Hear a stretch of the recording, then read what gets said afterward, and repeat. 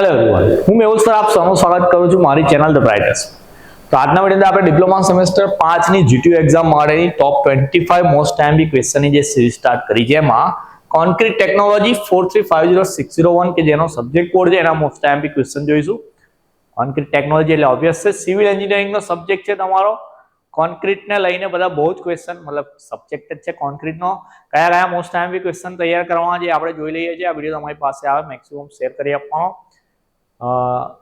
બસ હવે last 2 semester બાકી છે. 5મા અને 6ઠાની અંદર જો સારા એવા માર્ક્સ સારા એવા એસપી આપણે લઈ આવીશું તો માર્કેટમાં આપણે બ્રાઇટ એન્જિનિયર્સ એટલે કે બ્રાઇટર્સ બનીને જ બહાર નીકળીશું, જે મારી પહેલેથી જ એક હોપ હતી કે જેના માટે હું મહેનત કરતો આવ્યો છું. તો પછી એ જ વસ્તુ છે તમારે આવે કે લાસ્ટ 2 સેમેસ્ટરની અંદર કોઈ બી કચાશ નહીં રાખવાની.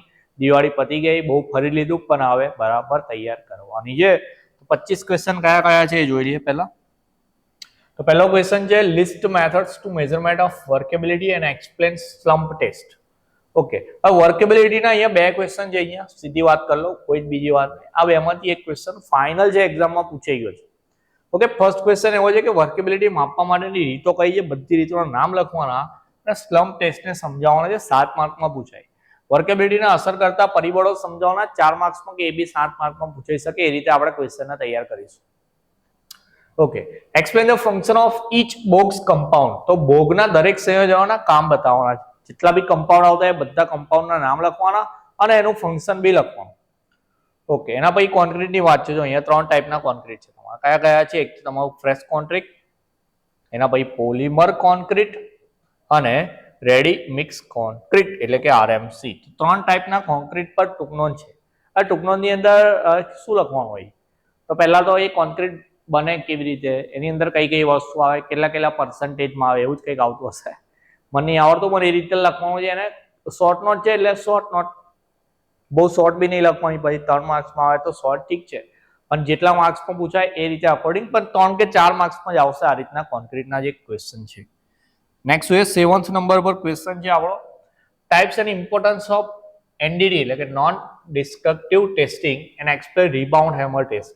આ બી 100% આવવાનો છે. પહેલા તો એનડીટી ટેસ્ટ કયા છે બધાના ટાઈપ બતાવવાના અને રિબાઉન્ડ હેમર ટેસ્ટને આપણે સમજાવવાનું. 8માં છે describe grouting technique for repair of concrete.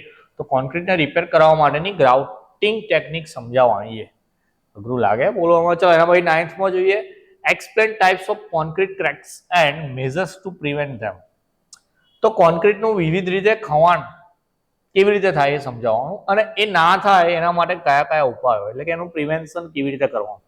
Cracks જેને બીજું શું કહેવાય ડિસ્ટોર્શન, ક્રેક તિરાડ જે આવે એ ડિસ્ટોર્શન એવો બી શબ્દ આવી શકે છે. એને પ્રિવેન્ટ કેવી રીતે કરવાનું એ.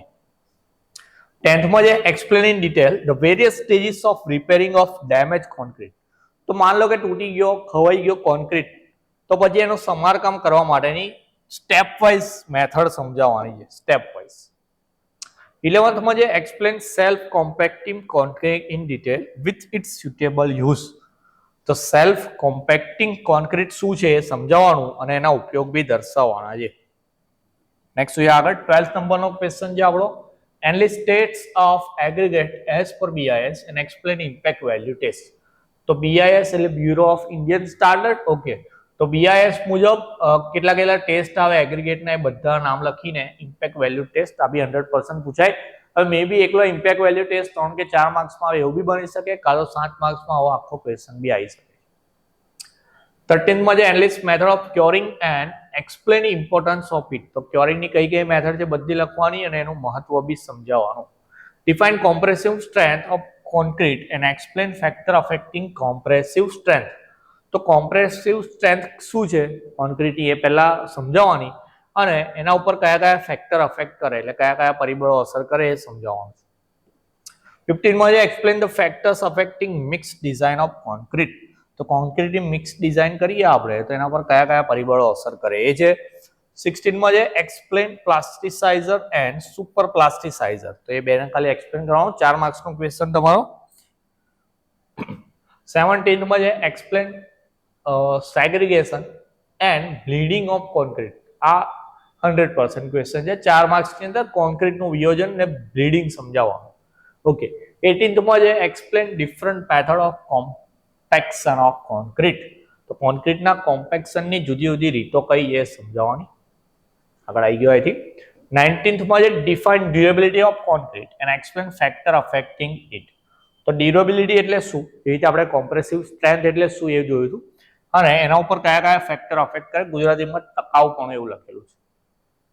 20th માં છે differentiate nominal mix and design mix. ગુજરાતીમાં સામાન્ય કોન્ક્રીટ અને અંકુશિત, પણ ઇંગ્લિશ યાદ રાખજો, nominal and design mix concrete વચ્ચેનો ડિફરન્સ. 21 માં છે repair and rehabilitation stages for concrete structure. તો કોન્ક્રીટ સ્ટ્રક્ચરના રિપેર અને રિહેબિલિટેશનના પ્લગા. 22 માં છે causes of corrosion of reinforcement and its remedial measures.